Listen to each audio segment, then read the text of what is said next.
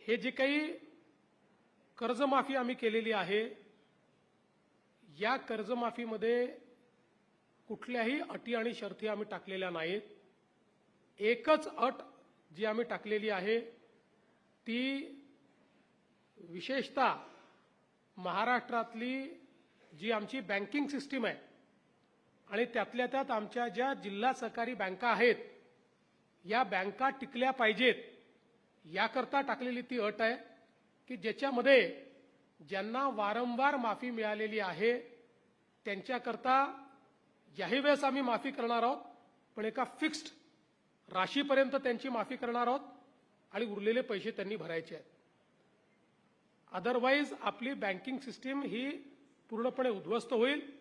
बाकी साधारणपणे 40 लाखापेक्षा जास्त शेतकरी असे आहेत की ज्यांचा विना अट त्या ठिकाणी कर्जमाफीचा फायदा मिळणार आहे. आता आम्ही कर्जमाफीच्या संदर्भात एक सब कमिटी तयार केली आहे. मी आणि दोन्ही उपमुख्यमंत्री आणि काही मंत्री त्याच्यामध्ये आहेत.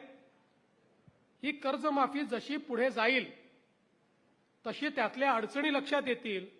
त्या अडचणी सोडवण्याची जी काही जबाबदारी आहे ती या कमिटीला देण्यात आलेली आहे. त्यावेळी आम्ही ती सोडवू. पण कुठल्याही निवडणुका समोर नसताना या ठिकाणी ही कर्जमाफी आम्ही केलेली आहे, हे महत्त्वाचं आहे. विरोधी पक्षांनी कोणची ताकदीनं मागणी न करता शासनाने स्वतः केलेली कर्जमाफी आहे, हेही लक्षात घेतलं पाहिजे. त्यामुळे आमच्या डोळ्यासमोर राजकीय हेतू नाही, आपल्या शेतकऱ्याला कसं सक्षम करता येईल.